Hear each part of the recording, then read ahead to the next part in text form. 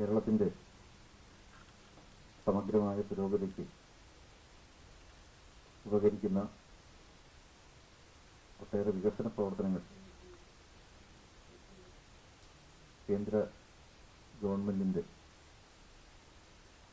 ആനുകൂല്യങ്ങളോടും സഹായത്തോടും കൂടി നടപ്പിലാക്കാൻ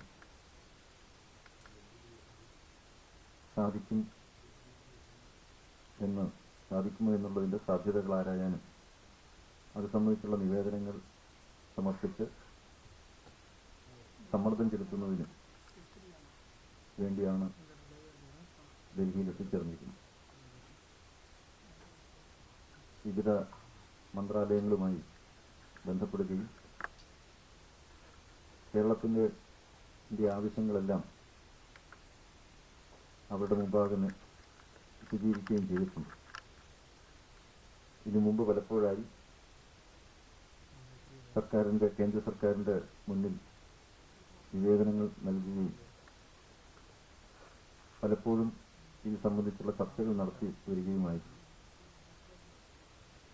പലതിലും അടിയന്തര നടപടികൾ സ്വീകരിക്കാൻ വേണ്ടതെല്ലാം ചെയ്യാൻ കേന്ദ്ര മന്ത്രാലയങ്ങൾ തയ്യാറായിട്ടുണ്ട്. കേരളത്തിൽ എത്തിക്കൊണ്ടിരിക്കുന്ന കോടിക്കണക്കിന് അയ്യപ്പ ഭക്തന്മാരുടെ പ്രധാനപ്പെട്ട തീർത്ഥാടന കേന്ദ്രമായ ശബരിമലയിൽ അടിസ്ഥാന സൗകര്യങ്ങൾ ഒരുക്കുക എന്നുള്ളത് വളരെ ദീർഘനാളുകളോളമായി ആഗ്രഹിച്ചു വരുന്നൊരു കാര്യമാണ്.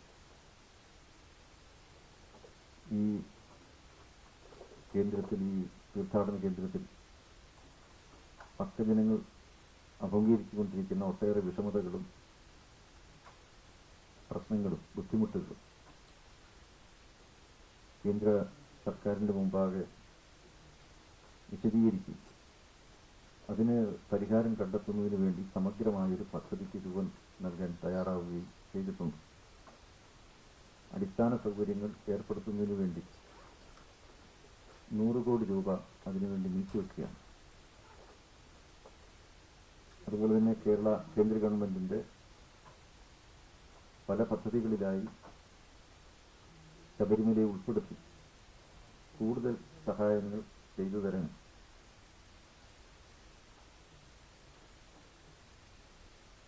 കേന്ദ്ര സർക്കാരിൻ്റെ വിവിധ വകുപ്പുകൾ തയ്യാറായിട്ടുണ്ട്. ടൂറിസം, സാംസ്കാരിക, അർബൻ വികസന മന്ത്രാലയങ്ങളെല്ലാം സംയുക്തമായി ഒരു സമഗ്ര പദ്ധതി തയ്യാറാക്കാമെന്ന് സമ്മതിച്ചിട്ടുണ്ട്. പമ്പാ നദി മലിനമാവുകയും അതിൻ്റെ വിനാശം അടിക്കടി സംഭവിച്ചുകൊണ്ടിരിക്കുകയും ചെയ്യുന്ന പശ്ചാത്തലത്തിൽ ഇതിനു മുമ്പ് വാജ്പേയി സർക്കാരിൻ്റെ കാലത്ത് അനുവദിച്ച പമ്പ ആക്ഷൻ പ്ലാൻ പിന്നീടത് കേരള സർക്കാരിൻ്റെ അലംഭാവവും അത് മുന്നോട്ടേക്ക് പോകാൻ തടസ്സവാദങ്ങൾ ഉന്നയിക്കുകയുമൊക്കെ ചെയ്തതുകൊണ്ട് പദ്ധതിയാകെ സ്തംഭിച്ചിരിക്കുന്ന ഒരു പശ്ചാത്തലത്തിൽ അതിനെ പുനരുജ്ജീവിപ്പിക്കാൻ ഒരു നിവേദനം അതിൻ്റെ ചുമതല വഹിക്കുന്ന ഉമാഭാരതിയുമായി ചർച്ച ചെയ്യുകയുണ്ടായി. പമ്പയുടെ സംരക്ഷണത്തിനും മാലിന്യ നിർമ്മാർജ്ജനത്തിനും അതിലെ ജലനിരപ്പ് ഉയർത്തിക്കൊണ്ട് അതിൻ്റെ ഇരു കരകളിലുമുള്ള എല്ലാ പഞ്ചായത്തുകളിലും ഗ്രൗണ്ട് വാട്ടർ ഭൂഗർഭ ജലവിധാനം നിലനിർത്തുന്നതിനും ആവശ്യമായിട്ടുള്ള ഒരു പദ്ധതിക്കാണ് രൂപം നൽകാൻ കേന്ദ്ര സർക്കാർ ഉദ്ദേശിക്കുന്നത്. തത്വത്തിൽ പമ്പയുടെ സംരക്ഷണത്തിന് വേണ്ടിയിട്ടുള്ള സമഗ്ര പദ്ധതിക്ക് സർക്കാർ അംഗീകാരം നൽകിയിട്ടുണ്ട്. അത് സംബന്ധിച്ചുള്ള വിശദാംശങ്ങൾ 1-2 ദിവസത്തിനകം പ്രഖ്യാപിക്കാം എന്ന് ഉമാഭാരതി സമ്മതിക്കുകയുണ്ടായി. മറ്റൊന്ന് കേന്ദ്ര യൂണിവേഴ്സിറ്റി ഇവിടെ കീഴിലൊരു അയ്യങ്കാളി ചെയർ തിരുവനന്തപുരത്ത് അനുവദിക്കുകയുണ്ടായി. അതിൻ്റെ ഉദ്ഘാടനം ഏതാനും ദിവസങ്ങൾക്കകം തിരുവനന്തപുരത്ത് ഒരു പ്രത്യേക ചടങ്ങിൽ അത് നടത്തുന്നതാണ്.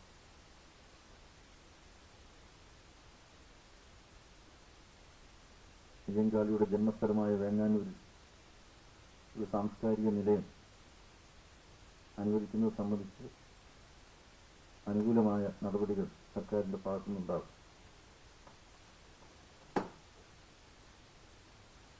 കേരളത്തെ ഇന്ന് അഭിമുഖീകരിച്ചുകൊണ്ടിരിക്കുന്ന പ്രധാനപ്പെട്ട പ്രശ്നം റബ്ബർ കർഷകരുടെയും ഏലം കർഷകരുടെയും കശുമാവ് കർഷകരുടെയുമാണ്. ഇത് സംബന്ധിച്ചുള്ള ചർച്ച ഇപ്പോൾ 3 മണിക്ക് കേന്ദ്രമന്ത്രി നിർമ്മല സീതാരാമനുമായിട്ട് നടക്കുന്നുണ്ട്. ഔദ്യോഗികമായിട്ടുള്ള ചർച്ചകൾ നടന്നതിന് ശേഷം അത് സംബന്ധിച്ചുള്ള വിവരങ്ങൾ പ്രഖ്യാപിക്കുന്നതാണ്. മറ്റൊന്ന്, മത്സ്യത്തൊഴിലാളികളുടെ പ്രശ്നങ്ങൾ വളരെ നാളുകളോളമായി കേരളത്തെ മതിച്ചുകൊണ്ടിരിക്കുക. അത് സംബന്ധിച്ച് കേന്ദ്ര കൃഷി വകുപ്പ് മന്ത്രിയുമായി ഇന്ന് രാവിലെ ചർച്ച ചെയ്ത് ഏതാണ്ട് 1 മണിക്കൂറോളം വിവിധ കാര്യങ്ങൾ ചർച്ച ചെയ്തു. അതിനുവേണ്ടി ഒരു സമഗ്രമായ പദ്ധതി ആവിഷ്കരിച്ചു. മത്സ്യത്തൊഴിലാളിയുടെ നൈപുണ്യ വികസനത്തിന് വേണ്ടിയുള്ള ഒരു പ്രത്യേക കർമ്മ പദ്ധതിക്ക് രൂപം നൽകി. മറ്റൊന്ന് ബ്ലൂ റവല്യൂഷൻ എന്ന പേരിൽ മത്സ്യത്തൊഴിലാളികളുടെ സമഗ്ര വികസനത്തിന് വേണ്ടി ഒരു പദ്ധതിയും രൂപം നൽകി 2 ദിവസത്തിനകം പ്രഖ്യാപിച്ചു. 3 മാസക്കാലം മത്സ്യബന്ധനം നടത്താൻ നിവൃത്തിയില്ലാത്ത ആ കാലയളവാണ്. 1500 രൂപയാണ് ആ കാലഘട്ടത്തിൽ അനുവദിച്ചിരുന്നത്. അത് 2500 രൂപയാക്കി വർദ്ധിപ്പിച്ചു. ഇൻഷുറൻസ് പ്രീമിയം അതുപോലെ തന്നെ 29 രൂപയിൽ നിന്നും 20 രൂപയാക്കി കുറയ്ക്കുകയും അതിൻ്റെ തുക 1 ലക്ഷത്തിൽ നിന്നും 2 ലക്ഷമായി ഉയർത്തുകയും ചെയ്തു.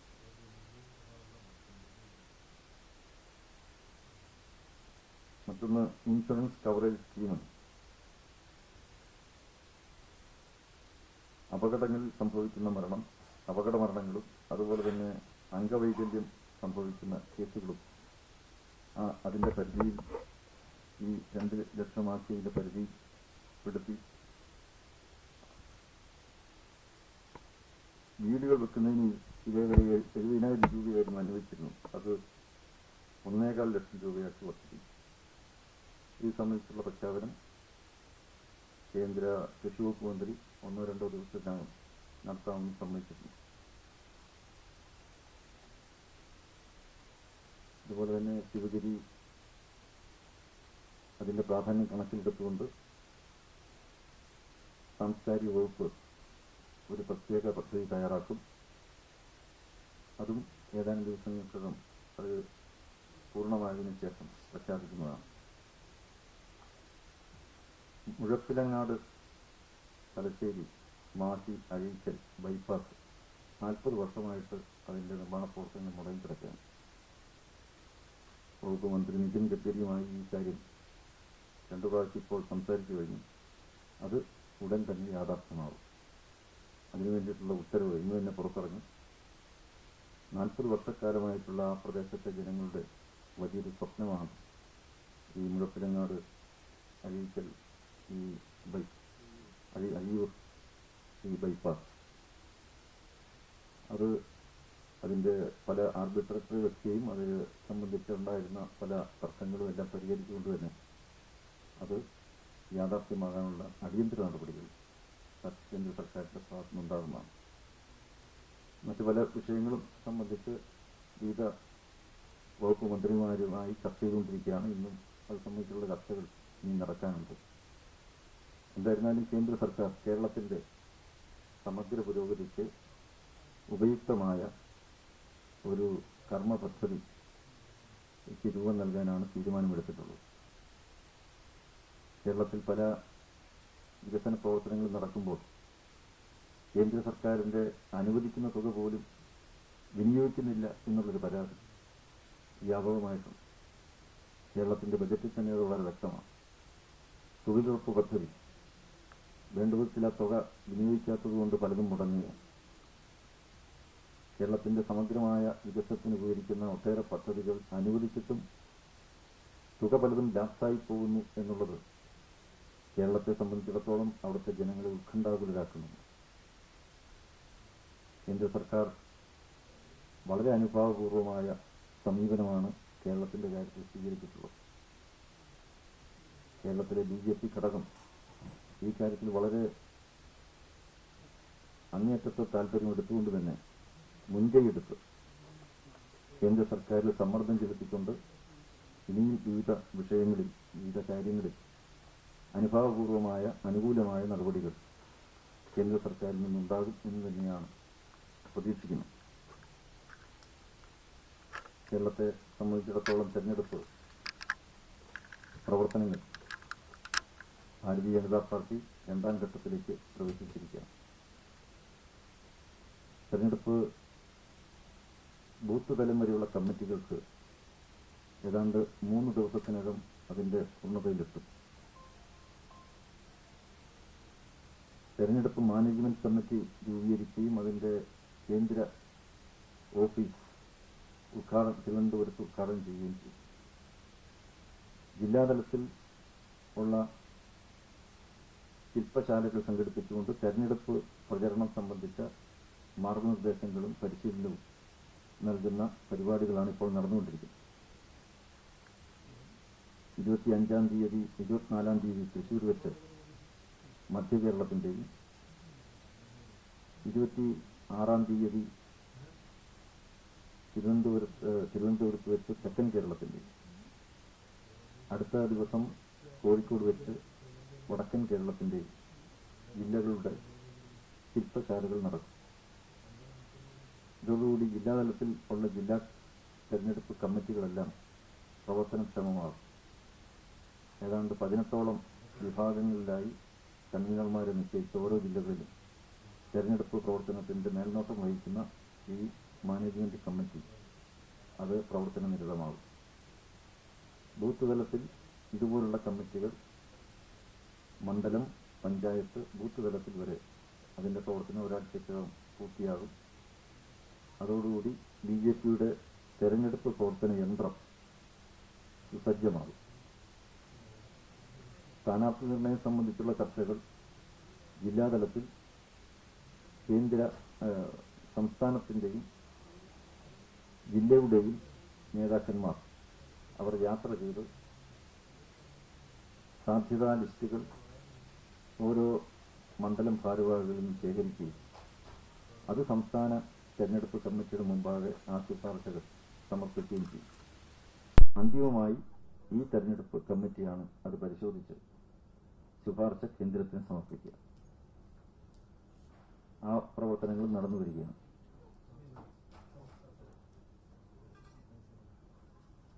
തെരഞ്ഞെടുപ്പ് സംബന്ധിച്ചുള്ള ചർച്ചകളും സഖ്യ കക്ഷികൾ NDA എന്ന സംവിധാനത്തിൽ ഉൾപ്പെടുത്തേണ്ടവരെയും എല്ലാം സംബന്ധിച്ചുള്ള ചർച്ചകൾ നടന്നു വരികയാണ്. അതും ഏതാണ്ട് ഒരാഴ്ചക്കകം അതിൻ്റേതായിട്ടുള്ള പ്രവർത്തനങ്ങളും ഒരു പൂർണ്ണതയിലെത്തുമെന്നാണ് പ്രതീക്ഷിക്കുന്നത്.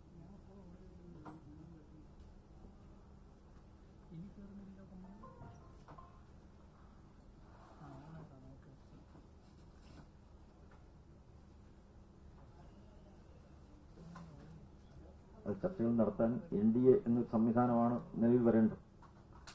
ആ NDAയിൽ ഉൾപ്പെടുത്താൻ സാധ്യതയുള്ള സംഘടനകളുമായിട്ടാണ് ചർച്ച നടത്തുന്നത്. ഒന്ന് കേരള കോൺഗ്രസ് PC തോമസിൻ്റെ വിഭാഗവുമായിട്ടാണ്, മറ്റൊന്ന് വികാസ് പാർട്ടി, ഇങ്ങനെ സന്നദ്ധത പ്രകടിപ്പിച്ചെത്തിയിരിക്കുന്ന സംഘടനകൾ, മറ്റൊന്ന് BDJS എന്ന സംഘടനകളുമായിട്ടാണ്.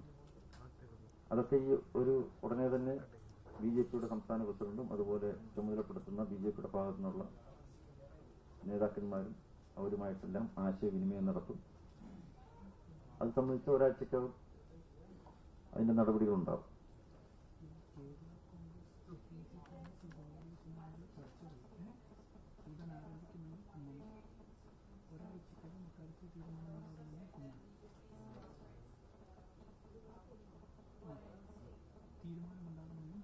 അങ്ങനെ പറഞ്ഞതായിട്ട് ഇത്രയുള്ള നേരിട്ടുള്ള ചർച്ചകളിലൊന്നും കാര്യം പറഞ്ഞിട്ടില്ല. പ്രാഥമിക ചർച്ചകൾ നടന്നതാണ്. ഈ അടുത്ത ചർച്ചകളിൽ അങ്ങനെ അവർ നേരിട്ട് പറയുമ്പോൾ മാത്രമേ അത് സംബന്ധിച്ചൊരു സ്വീകരിക്കേണ്ട കാര്യവും. അതെ, BDGS ഇതേവരെ ഔദ്യോഗികമായിട്ട് അങ്ങനെയൊന്നും പറഞ്ഞു തരാൻ ചെയ്തിട്ടില്ല. ചർച്ചകളിലോ ഒന്നും അവർ യാതൊരു തടസ്സവും ബുദ്ധിമുട്ടും പറഞ്ഞിട്ടില്ല. അപ്പോൾ ആ കാര്യത്തിൽ ഒരു രാഷ്ട്രീയ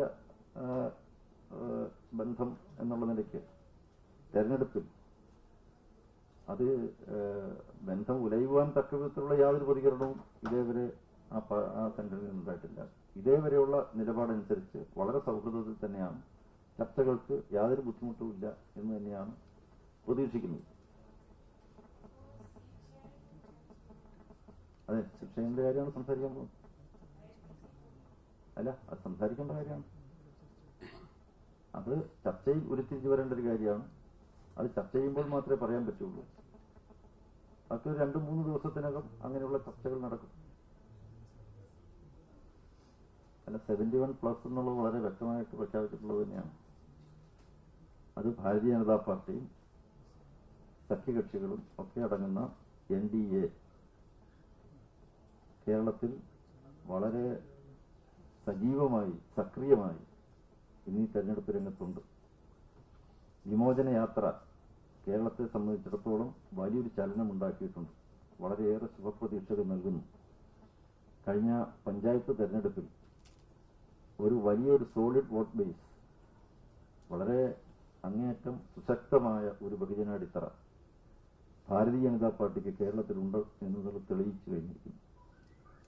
40,000-ൽ പരം വോട്ട് കിട്ടിയ 4 നിയോജകമണ്ഡലങ്ങളുണ്ട്. 35,000-ൽ പരം വോട്ട് കിട്ടിയ 9-10 നിയോജകമണ്ഡലങ്ങളുണ്ട്. തീർച്ചയായിട്ടും വളരെ സുസംഘടിതമായ ആസൂത്രിതമായ പ്രവർത്തനത്തിലൂടെ ഭാരതീയ ജനതാ പാർട്ടിയുടെ വോട്ട് ബേസ് വികസിപ്പിക്കാൻ കഴിയും എന്നുള്ള കാര്യത്തിൽ അങ്ങേയറ്റത്തെ ആത്മവിശ്വാസം. വിമോചനയാത്ര അതിന്റെ ഒരു വലിയ തെളിവാണ്.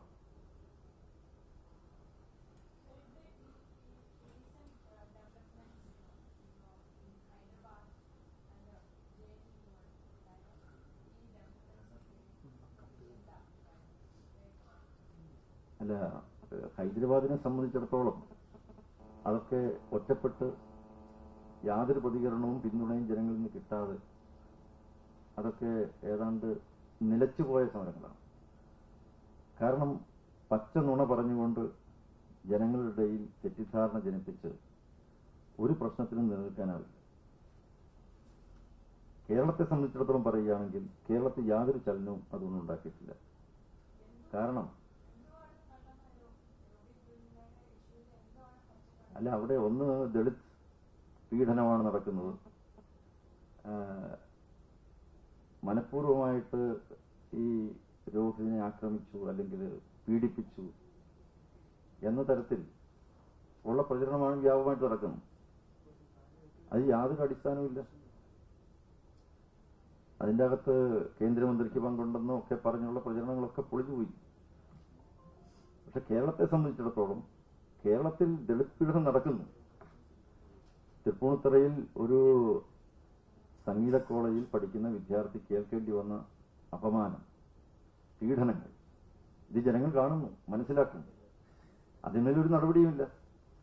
അതുപോലെ തന്നെ അടൂര് 2 പെൺകുട്ടികളെ എത്രയോ ഹീനമായ രീതിയിൽ, ഭീഭത്സമായ രീതിയിൽ ആക്രമിക്കുകയും പീഡിപ്പിക്കുകയും ഒക്കെ ചെയ്ത് സംബന്ധിച്ച് കോൺഗ്രസിന്റെ നേതാക്കന്മാർ 9ഓളം പേർ പ്രതികളാണ്. നടപടിയില്ല. MG യൂണിവേഴ്സിറ്റിയിൽ ദീപ എന്ന് പറയുന്ന റിസർച്ച് സ്കോളർ പെൺകുട്ടി ഇരിക്കാനൊരു കസേര പോലും തരുന്നില്ല, ജാതി പറഞ്ഞ് എന്നെ അവഹേളിക്കുന്നുവെന്ന് കണ്ണീരൊഴുക്കിക്കൊണ്ട് മുഖ്യമന്ത്രിയുടെ മുമ്പിൽ പരാതി പറഞ്ഞിട്ട് ഒരു നടപടിയുമില്ല. ഇന്നും ആ പ്രശ്നം ജ്വലിച്ചു നിൽക്കുകയാണ്. കേരളത്തെ സംബന്ധിച്ചിടത്തോളം അവിടുത്തെ പിന്നോക്കക്കാരായ, ദളിതരായ അല്ലെങ്കിൽ അധസ്ഥിതരായിട്ടുള്ള ജനവിഭാഗങ്ങൾ അനുഭവിച്ചുകൊണ്ടിരിക്കുന്ന കഷ്ടപ്പാടുകളും ദുഃഖങ്ങളും ദുരിതങ്ങളും ഏറെയാണ്. അവിടുത്തെ ജനങ്ങൾക്ക് വളരെ നന്നായിട്ട് അറിയാം. അവിടുത്തെ ആദിവാസി സഹോദരങ്ങൾ, ഇന്നും സാമൂഹ്യനീതി ലഭിച്ചിട്ടില്ലാത്ത വലിയൊരു വിഭാഗം ജനങ്ങൾ അവിടെ ഉണ്ട്. ഭൂമിയില്ലാത്തവർക്ക് ഭൂമി, 25 ലക്ഷം പേർക്ക് ഭൂമി. അതുപോലെ തന്നെ ട്രൈബൽ ആക്ട് ഇന്നേവരെ നടപ്പിലാക്കാത്തൊരു സംസ്ഥാനം കേരളമാണ്. ഇതെല്ലാം നിലനിൽക്കുമ്പോൾ ഇതിനെപ്പറ്റിയൊക്കെ തമസ്കരിക്കുകയും ഇങ്ങനെയുള്ള കാര്യങ്ങളൊക്കെ തമസ്കരിക്കുകയും ഇവിടെ ഹൈദരാബാദ് പോലെയുള്ള വിഷയങ്ങൾ പെരുപ്പിച്ച് കാണിച്ച് പ്രചരണങ്ങൾ നടത്തുകയൊക്കെ ചെയ്യുമ്പോൾ ജനങ്ങൾക്ക് യാഥാർത്ഥ്യം മനസ്സിലാവും. JNU വിഷയത്തിൽ അതും കേരളത്തെ സംബന്ധിച്ചിടത്തോളം യാതൊരു ചലനവും ഉണ്ടാക്കാൻ പറ്റിയിട്ടില്ല. അവിടുത്തെ ദേശസ്നേഹികളും ദേശാഭിമാനികളുമായിട്ടുള്ള ജനവിഭാഗങ്ങൾ ഇന്ന് രംഗത്ത് വന്ന് ദേശഭക്ത സംഗമങ്ങൾ സംഘടിപ്പിച്ചുകൊണ്ട് ഈ JNU വിഷയത്തിൽ ഒരു വിഭാഗം ആൾക്കാർ നടത്തിക്കൊണ്ടിരിക്കുന്ന കള്ളപ്രചരണത്തിനെതിരെ വ്യാപകമായ വിപുലമായ പരിപാടികൾ സംഘടിപ്പിച്ചുകൊണ്ടിരിക്കുകയാണ്. അവിടെ നടന്നിരിക്കുന്ന വസ്തുത എന്ത് എന്ന് ജനങ്ങളെ ബോധ്യപ്പെടുത്താൻ വേണ്ടിയാണ്.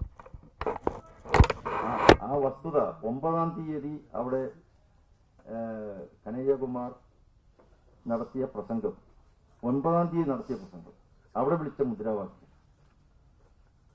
പക്ഷെ 10-ാം തീയതിത്തെ പ്രസംഗത്തെ കുറിച്ചാണ് ഇവിടെ പലരും പറയുന്നത്. പക്ഷെ 9-ാം തീയതി അദ്ദേഹം നടത്തിയിട്ടുള്ള പ്രസംഗമുണ്ട്. അതെ, അല്ല, 9-ാം തീയതി അവിടെ നടന്നിരിക്കുന്ന പ്രസംഗം രാജ്യദ്രോഹപരമാണ്. ആ രാജ്യദ്രോഹപരമായ പ്രസംഗത്തെ ഇന്ന് തമസ്കരിക്കുന്നു. അവിടെ വിളിച്ച മുദ്രാവാക്യങ്ങൾ ദേശദ്രോഹപരമായ മുദ്രാവാക്യങ്ങളാണ്. ആ മുദ്രാവാക്യങ്ങൾ ഇന്ന് ജനങ്ങളുടെ മനസ്സിൽ വ്രണപ്പെടുത്തുന്നതാണ്. ദേശാഭിമാനികളും ദേശസ്നേഹികളുമായിട്ടുള്ള ജനങ്ങളെ സംബന്ധിച്ചിടത്തോളം വളരെയേറെ ഉത്കണ്ഠയും വേദനയും ഉണ്ടാക്കുന്നതാണ്. അത് ജനങ്ങളുടെ മുമ്പിൽ കാണിച്ചു കൊടുത്ത് ജനമനസാക്ഷി ഉണർത്താനും ഒരു ബഹുജനാഭിപ്രായം സ്വരൂപിക്കാനുമാണ് ദേശഭക്ത സംഗമങ്ങൾ പഞ്ചായത്ത് തോറും നടത്തിവരികയാണ്. ഈ അടുത്ത ഒരാഴ്ചക്കാലം എല്ലാ സ്ഥലങ്ങളിലും ഇത് സംബന്ധിച്ചുള്ള പൊതുസമ്മേളനങ്ങൾ, പ്രധാനപ്പെട്ട സിറ്റി തിരുവനന്തപുരം, കോഴിക്കോട്, എറണാകുളം, അവിടെ സെമിനാറുകൾ ഇവ നടത്തുന്നതാണ്.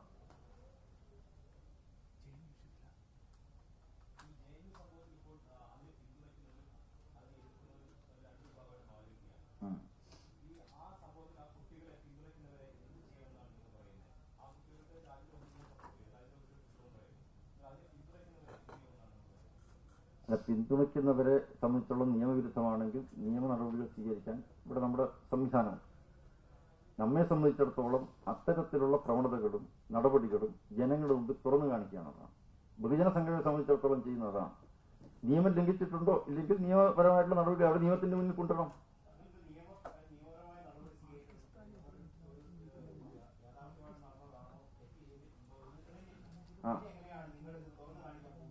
അത് ഞങ്ങൾക്ക് ചില അഭിപ്രായങ്ങളില്ലേ ഇത് സംബന്ധിച്ച്? ഞങ്ങൾ അല്ല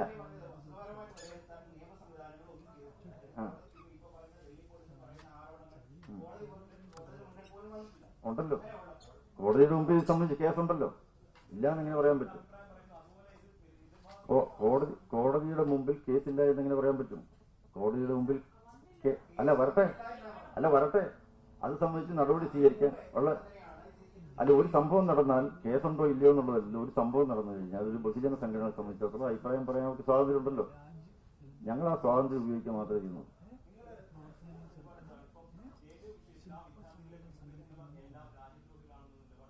രാജ്യദ്രോഹപരമായ മുദ്രാവാക്യങ്ങൾ വിളിക്കുകയും പ്രസംഗത്തെ അനുകൂലിക്കുകയും ചെയ്യുന്നവർ അത് വലിയ തെറ്റാണ് ചെയ്യുന്നത്. അത് നിയമം പറയട്ടെ, അത് തെറ്റാണെന്നല്ല ഞാൻ പറയുന്നു. അത് തുറന്നു കാണിക്കുക എന്നുള്ളത് ഒരു ബഹുജന സംഘടനയെ സംബന്ധിച്ചിടത്തോളം അത്യാവശ്യമാണ്. രാജ്യദ്രോഹപരമായ മുദ്രാവാക്യങ്ങൾ വിളിക്കുകയും അതുപോലെ തന്നെ പ്രസംഗിക്കുകയും ഒക്കെ ചെയ്യുന്നവർ ഈ നാടിനോട് ചെയ്യുന്ന ഏറ്റവും വലിയ ദ്രോഹമാണ്.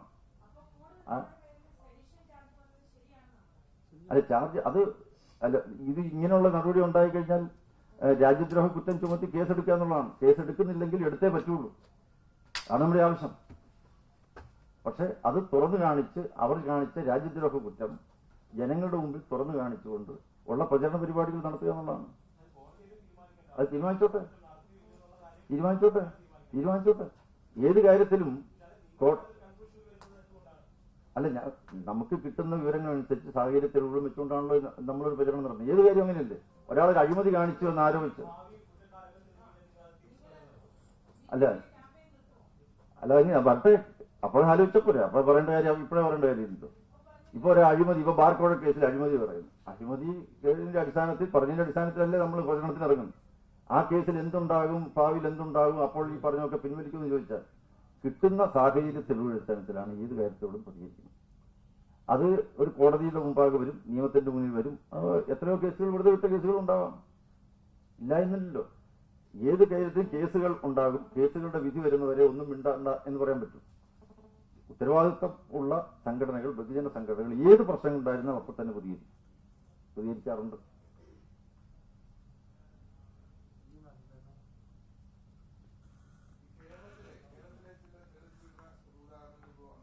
അതാ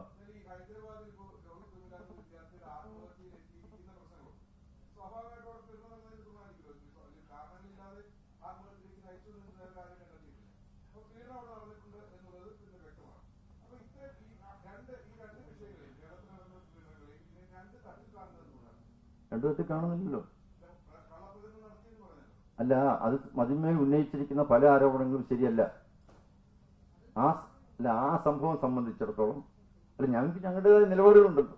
നമ്മൾ അന്വേഷിക്കുമ്പോഴും നമുക്ക് മനസ്സിലാക്കാൻ കഴിയുന്ന കാര്യങ്ങളുണ്ട്. അതിന്റെ അടിസ്ഥാനത്തിൽ നിലപാട് സ്വീകരിക്കാൻ പറ്റുള്ളൂ. അതിൻ്റെ അകത്ത് കേന്ദ്രമന്ത്രിയെ ബന്ധപ്പെടുത്തേണ്ട വിഷയമില്ല. അവിടെ ഉണ്ടായ സംഭവങ്ങൾ സംബന്ധിച്ച് അവിടെ ഒരു ABVP വിദ്യാർത്ഥിയുമായിട്ടുണ്ടായ ഒരു പ്രശ്നമാണ്. ആ ABVP വിദ്യാർത്ഥി, ഒരു സുനിൽകുമാർ എന്ന് പറയുന്ന വിദ്യാർത്ഥിയെ മർദ്ദിക്കുകയും ഒക്കെ ചെയ്ത സംഭവത്തിൽ അയാളുടെ പരാതിയുണ്ട്. അയാളുടെ പരാതിന്മേൽ നടപടികളുണ്ട്. ഇല്ല എന്നും പറയാൻ ഒക്കുകയല്ലോ. അപ്പോ അതെ, അല്ലല്ലോ, അദ്ദേഹത്തിന്റെ മുമ്പാകെ കിട്ടിയൊരു പരാതി അദ്ദേഹം ഫോർവേഡ് ചെയ്തു എന്നുള്ളതല്ലേ ഉള്ളൂ. അതെ, അത് ഫോർവേഡ് ചെയ്യുക മാത്രമല്ല അദ്ദേഹം ചെയ്തിരിക്കുന്നത്. അതെ,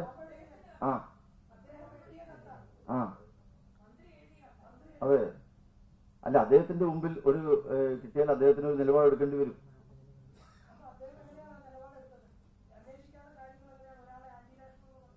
അല്ല, അത് അറിയാൻ ഒക്കെയില്ല. അദ്ദേഹത്തിന്റെ നിലപാട് അദ്ദേഹം അന്വേഷിച്ചതിന് ശേഷമായിരിക്കും.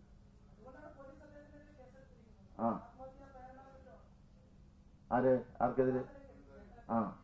ആയിക്കോട്ടെ, നടന്നോട്ടെ.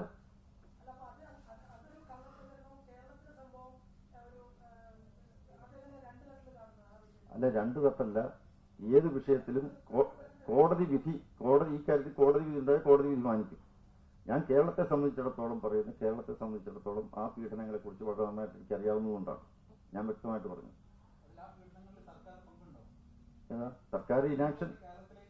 സർക്കാരിന്റെ ഇനാക്ഷനാണ്. സർക്കാർ ഇപ്പൊ കോൺഗ്രസിന്റെ 9 പേർ പ്രതികളാണ്, അറിയപ്പെടുന്ന നേതാക്കന്മാരാണ്. എന്തുകൊണ്ട് നടപടി സ്വീകരിക്കുന്നില്ല? അടൂർ കേസിൽ എന്തുകൊണ്ട് നടപടി സ്വീകരിക്കുന്നില്ല? അപ്പോ ഇത്രയും വലിയ പക്ഷമാണ് തൃപ്പൂണിത്തുറ വിഷയം. തൃപ്പൂണിത്തുറ വിഷയത്തിൽ എന്തുകൊണ്ടാണ് വിജയിക്കുന്നില്ല?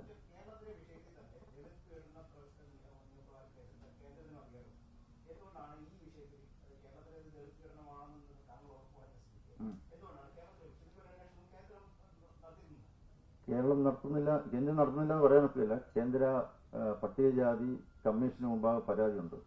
ആ പരാതി ഒരു ടീമിനെ അയക്കുന്നുണ്ട്. മനുഷ്യാവകാശ കമ്മീഷന് പരാതി കൊടുക്കുന്നുണ്ട്. BJP തന്നെയാണ് കൊടുത്തിരിക്കുന്നത്. ഉണ്ട്. അതിന്റെ ടീമിനെ ഇപ്പോൾ തന്നെ കേരളത്തിലേക്ക് അയക്കും. വിമൻസ് കമ്മീഷന് പരാതിയുണ്ട്. വിമൻസ് കമ്മീഷൻ നടപടി സ്വീകരിക്കും. എല്ലാവരും നടപടി സ്വീകരിക്കും.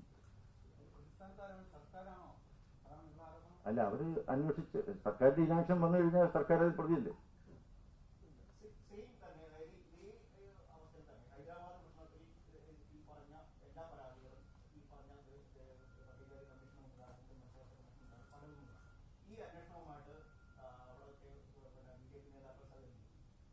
എനിക്ക് ഹൈദരാബാദിലെ കാര്യം അങ്ങനെ പറയാൻ പറ്റില്ല. ഞാൻ കേരളത്തിലെ ഏത് കാര്യം ചോദിച്ചാൽ ഞാൻ പറയാം.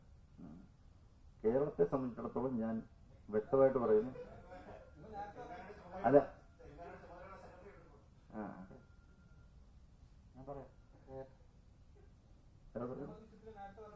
അതായത് ഒന്ന്, ഈ ഹൈദരാബാദ് യൂണിവേഴ്സിറ്റിയിൽ നടന്ന നേരത്തെ കള്ളപ്രചരണം എന്ന് പറഞ്ഞല്ലോ.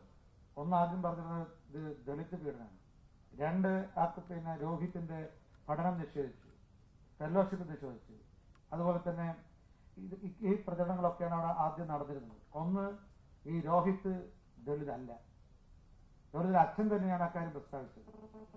ഒന്ന് അല്ല, ഞങ്ങളത് അതിനൊക്കെ ഞങ്ങൾ അതിന് തർക്കമൊന്നും ഉന്നയിക്കുന്നത് അച്ഛൻ പറഞ്ഞതാണ്. അച്ഛൻ പത്രക്കാരോട് മാധ്യമങ്ങളോട് പറഞ്ഞതാണ്. അല്ല, അച്ഛൻ്റെ അമ്മയുടെ ജാതി നമ്മുടെ ആന്ധ്രാപ്രദേശിലെ ഗുണ്ടൂർ ജില്ലയിൽ OBC വിഭാഗത്തിൽപ്പെട്ടതാണ്. അവിടെ ഈ വധേര വിഭാഗം OBC വിഭാഗത്തിലാണ്. അച്ഛൻ പറഞ്ഞതാണ്. അത് പരിശോധിച്ചോട്ടെ ആളുകൾ. രണ്ട്, ഇദ്ദേഹത്തിന്റെ പഠനം നിഷേധിച്ചിട്ടില്ല, അതുപോലെ തന്നെ ഫെലോഷിപ്പ് നിഷേധിച്ചിട്ടില്ല. ആകെ ഇദ്ദേഹത്തിന്റെ മെസ്സിൽ നിന്ന്, ക്യാൻറ്റീനിൽ നിന്നാണ് അദ്ദേഹം മാറ്റി നിർത്തിയത്. പ്രശ്നം ഞാൻ പണ്ടോട് പറയാം, ഫെലോഷിപ്പ് 6 മാസം 12 മാസം കഴിഞ്ഞിട്ടും UPA ഭരണത്തിൽ കിട്ടിയിട്ടില്ല. അവിടെ സാധാരണ ഓരോ മാസമല്ല ഫെലോഷിപ്പ് കൊടുക്കുന്നത്. അത് സ്വാഭാവികമായും ചില ദിവസം 3 മാസം ഒരുമിച്ച് കൊടുക്കും, 6 മാസം ഒരുമിച്ച് കൊടുക്കും, 12 മാസം ഒരുമിച്ച് കൊടുത്തിട്ടുണ്ട്.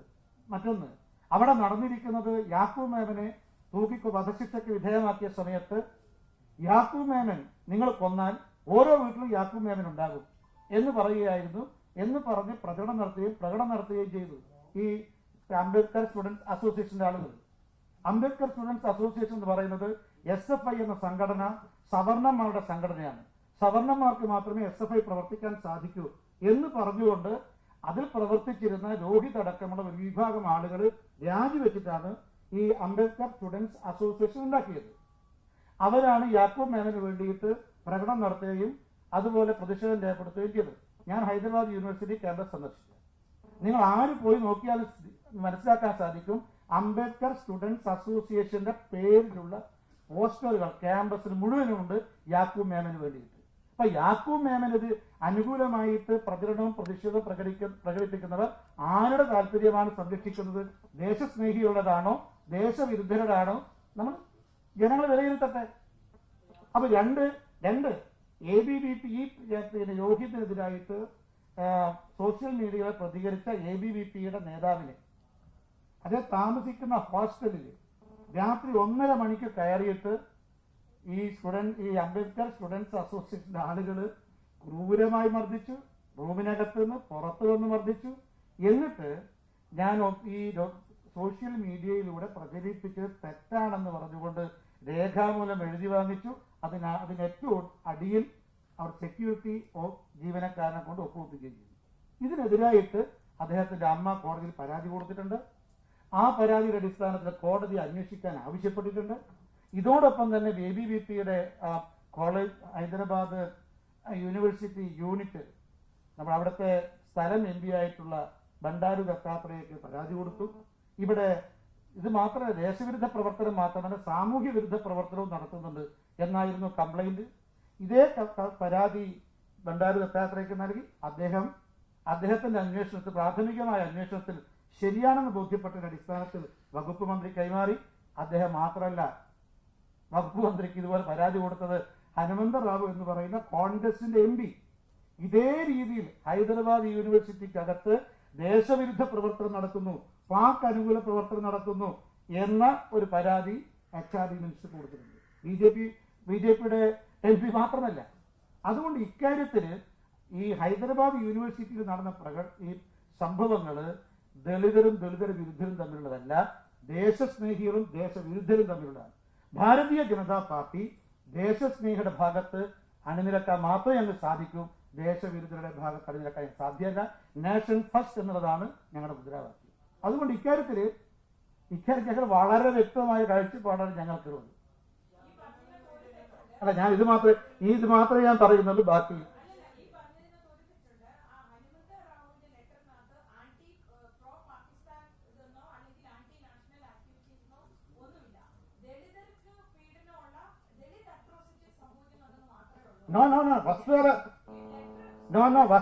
ലെറ്റർ എന്റെ ഞാനിപ്പോ ഈ വിഷയം ഇവിടെ ചർച്ച ചെയ്യപ്പെടാത്തതുകൊണ്ടാണ് മുഴുവൻ എന്റെ ഈ 10 മിനിറ്റോട് ഞാൻ എന്റെ ബാഗിലുണ്ട് മുഴുവൻ. പിന്നെ അവരെന്താണ് കൊടുത്ത പരാതി എന്റെ കയ്യിലുണ്ട്. വസ്തുതാപരമായിട്ട് തെറ്റാണ് ഈ പറഞ്ഞത്. ഈ എന്താണോ ബണ്ടാരു ദത്താത്രേയ HRD മിനിസ്റ്ററോട് ആവശ്യപ്പെട്ടത് അത് തന്നെയാണ് ഇദ്ദേഹം കോൺഗ്രസിന്റെ MPയും അദ്ദേഹത്തിന്റെ പരാതി ആവശ്യപ്പെട്ടിരുന്നത്. പക്ഷെ ഒന്നുണ്ട്, പരാതി അന്വേഷിച്ച് കുറ്റവാളികളുടെ പേര് നടപടിയെടുക്കണമെന്നാണ്. അത് മാത്രമേ പറഞ്ഞുള്ളൂ.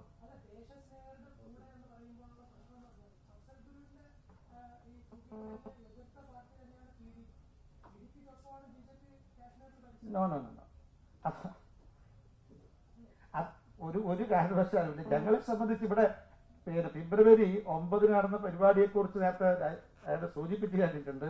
ഇവിടെ നടക്കുന്നത് ദേശവിരുദ്ധരും ദേശസ്നേഹികളും. ആകെ പ്രശ്നം എന്നറിയുന്നു, BJP വിരുദ്ധത, മോഡി വിരുദ്ധത ദേശവിരുദ്ധതയായി മാറിക്കഴിഞ്ഞിരിക്കുന്നു. കോൺഗ്രസിലെയും ഈ മോഡി വിരുദ്ധ മനോഭാവം, BJP വിരുദ്ധ മനോഭാവം കോൺഗ്രസിലെയും മാർക്സിസ്റ്റ് പാർട്ടി ദേശവിരുദ്ധ മനോഭാവത്തിലേക്ക് എത്തിച്ചിരിക്കുകയാണ്. ഒന്ന്, ഞങ്ങൾക്കിതിൽ മാർക്സിസ്റ്റ് പാർട്ടിയും CPI-യും CPM-ഉം ഇക്കാര്യത്തിൽ ദേശവിരുദ്ധ സമീപനം സ്വീകരിച്ച അത്ഭുതമില്ല. കാരണം അവർ ജനറ്റിക് അത് തന്നെയാണ്. അല്ലല്ല, ഞങ്ങൾ നോക്കട്ടെ, അത് തന്നെയാണ് ഞങ്ങളെ കാഴ്ചപ്പാടാണ്. ഈ കമ്മ്യൂണിസ്റ്റ് പാർട്ടികൾ ദേശവിരുദ്ധ മനോഭാവം സ്വീകരിച്ചു എന്നുള്ളത് ഞങ്ങൾ മാത്രമല്ല, എക്കാലത്ത് ഇന്ത്യയിലെ ജനങ്ങൾ അത് വിശ്വസിക്കുന്നു. കാരണം സ്വാതന്ത്ര്യ കാലഘട്ടങ്ങളിൽ എല്ലാം തന്നെ കമ്മ്യൂണിസ്റ്റ് പാർട്ടി നടത്തിയ ശ്രമങ്ങളും പ്രവർത്തനങ്ങളും എല്ലാം തന്നെ ദേശവിരുദ്ധമായിരുന്നു. അവരുടെ DNA അത് തന്നെയാണ്. അത് വലിയ അത്ഭുതം. പക്ഷെ കോൺഗ്രസ് ഈ ദേശവിരുദ്ധരെ സഹായിക്കുന്നു എന്നുള്ളതാണ് ഞങ്ങളുടെ പരാതി.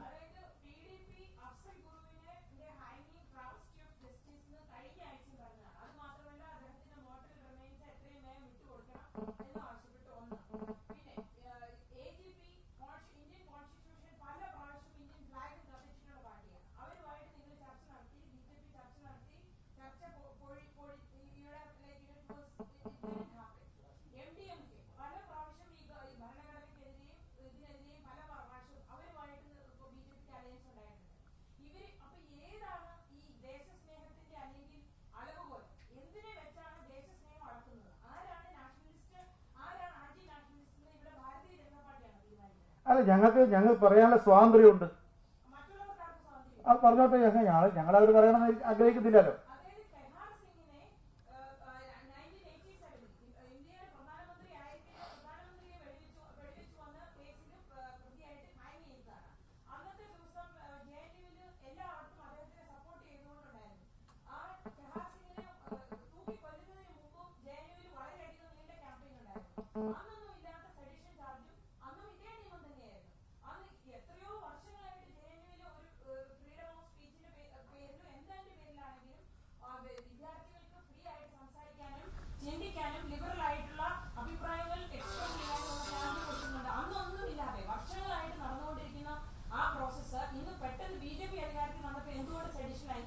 ദേശവിരുദ്ധതയോട് സന്ധി പുലർത്തുന്ന ഭരണകൂടങ്ങൾ ഇന്ത്യയിലുണ്ടാവും. അത് ഞങ്ങൾക്കതല്ല.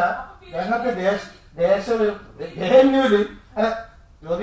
ചോദിച്ചത് കണ്ട് ദേശവിരുദ്ധ പ്രവർത്തനം ഈ JNUവിലുണ്ടായിരുന്നു. അന്ന് ഭരിച്ച കോൺഗ്രസ് ഗവൺമെന്റ് എന്തുകൊണ്ട് അവർ നടപടി സ്വീകരിച്ചില്ല? ഇപ്പൊ ദേശവിരുദ്ധ പ്രവർത്തനങ്ങൾ നടക്കുന്ന സമയത്ത് BJP ഗവൺമെന്റ് നടപടി സ്വീകരിച്ചു. ഞങ്ങളെ സംബന്ധിച്ച് ദേശവിരുദ്ധ പ്രവർത്തനങ്ങൾക്കാണ് ഗവൺമെന്റ് ബാധ്യത നടപടി എടുക്കണം. പക്ഷെ ആ സമയത്ത് ബന്ധപ്പെട്ട കേന്ദ്ര ഗവൺമെന്റ് നടപടി എടുക്കണം. അങ്ങനെ ഉണ്ടെങ്കിൽ ഇപ്പൊ നിങ്ങള് ഞങ്ങൾക്കറിയാം, എനിക്കറിയില്ല ഈ MDMK ഞങ്ങൾ കഴിഞ്ഞ തെരഞ്ഞെടുപ്പിലാണ് അവരുമായി സഖ്യം ഉണ്ടാക്കിയത്. എപ്പോഴാണ് അവർ ദേശീയ പതാക കത്തിച്ച ആ ദേശീയ പതാക കത്തിച്ച സമയത്ത് നടപടി എടുക്കാൻ അവർ ദേശവിരുദ്ധ പ്രവർത്തനം ആരെങ്കിലും നടത്തിയിട്ടുണ്ടെങ്കിൽ അവരുടെ പേര് നടപടി എടുക്കേണ്ടത് കേന്ദ്ര ഗവൺമെന്റ് ബാധ്യത. ആ സമയത്ത് എടുത്തോ. അതാകെ PDP ദേശീയ പതാക കത്തിച്ചതായിട്ട് ഇപ്പോ ഞാൻ ആദ്യമായിട്ട് കേൾക്കാൻ. അല്ല,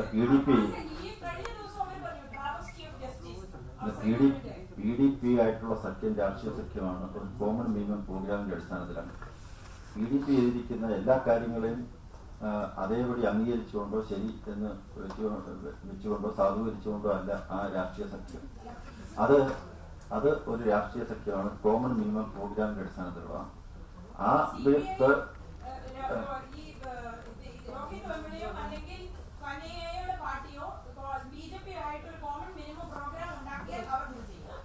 അതല്ല രാഷ്ട്രീയ സഖ്യം ഈ വക കാര്യങ്ങൾ രാജ്യദ്രോഹപരമായിട്ടുള്ള സംഭവവികാസങ്ങളുടെ നിലപാടുകൾ പരിശോധിച്ചതിന് ശേഷം തന്നെയാണ് ആ കാര്യത്തിൽ ഏതൊക്കെ കാര്യങ്ങൾ യോജിക്കാൻ കഴിയും ആ കാര്യങ്ങൾ യോജിച്ചുകൊണ്ടാണ് രാഷ്ട്രീയ സഖ്യങ്ങൾ ഉണ്ടാകുക.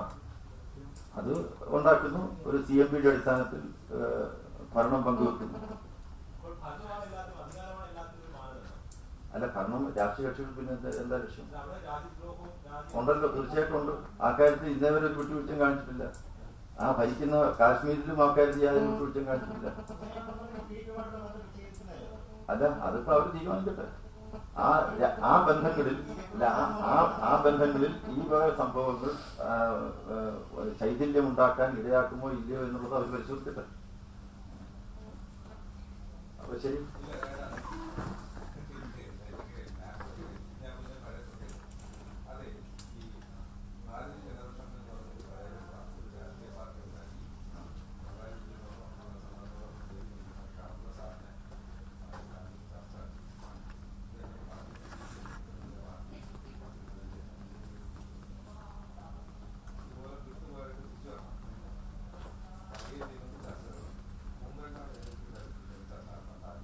ചർച്ച സമയമായിട്ടില്ല. സമയമാകുമ്പോൾ ചർച്ച ചെയ്യും. അതെ, സമയമാകുമ്പോൾ അത് പാർട്ടി തീരുമാനിക്കേണ്ടതാണ്. കെ രാമൻപിള്ള അദ്ദേഹത്തിന്റെ സംഘടന തന്നെ പിരിച്ചുവിട്ടു. ഭാരതീയ ജനതാ പാർട്ടി ചേരാനുള്ള സ്ഥലത്തെ അദ്ദേഹം പ്രകടിപ്പിച്ചിരിക്കും. ഇതുപോലെ തന്നെ ആരെങ്കിലും പ്രതികരിക്കുക, ചേർക്കാൽ പൊതു ഒരു കോൾ ഭാരതീയ ജനതാ പാർട്ടി സ്വാഗതം ചെയ്തു. പഴയ പ്രവർത്തകർ അതെ അത് ബാക്കി ചർച്ച ചെയ്യും. തീർച്ചയായിട്ടും ചർച്ച ചെയ്യും.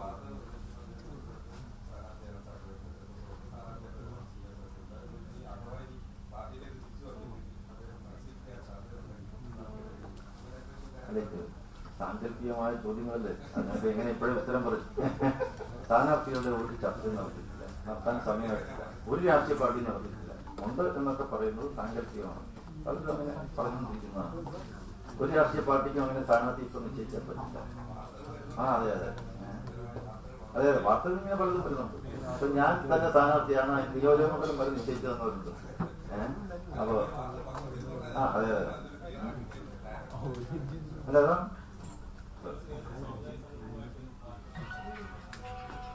സാമുദായിക സംഘടന സംബന്ധിച്ചിടത്തോളം സൗഹൃദമാണ്. ആ സാമുദായിക സംഘടനകളുമായിട്ട് നടക്കാൻ തീർച്ചയായിട്ടും നടത്തും. എല്ലാ സംഘടനകളും സാമൂഹ്യ മണ്ഡലങ്ങളിലുള്ള സംഘടനകളുമായിട്ട് എല്ലാ ചർച്ചകൾ തുടരുകയാണ്. അത് ഒരാഴ്ചക്കകം അത് സംബന്ധിച്ചുള്ള ഒരു ക്ലിയർ പിക്ചർ ഉണ്ടാവും. എല്ലാവരും ക്രൈസ്തവ മുസ്ലിം പിന്നെന്താ ആർക്ക് യാതൊരു അറപ്പോ വിദ്വേഷമോ നിരോധനമോ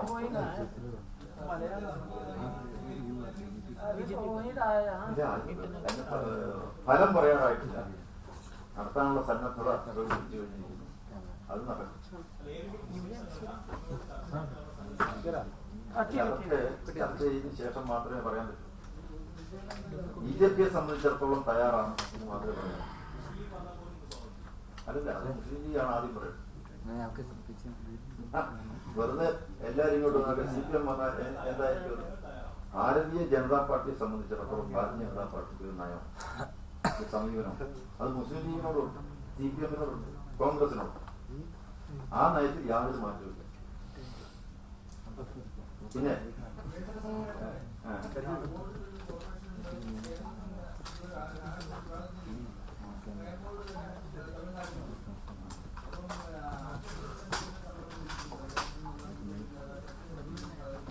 തീർച്ചയായിട്ടും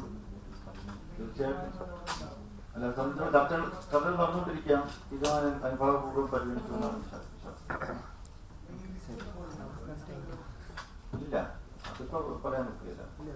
വേണം എന്നുള്ളൊരാഗ്രഹം പ്രകടിപ്പിച്ചിട്ടുണ്ട്. അത് ചർച്ച ചെയ്ത് അവരാണ് തീരുമാനിക്കുന്നത്. തീർച്ചയായിട്ടും കൊടുത്തിട്ടുണ്ട്. തീരുമാനം എടുക്കേണ്ടത് കേന്ദ്രമാണ്. തീരുമാനം കേന്ദ്രമാണ്. വളരെ നന്ദി.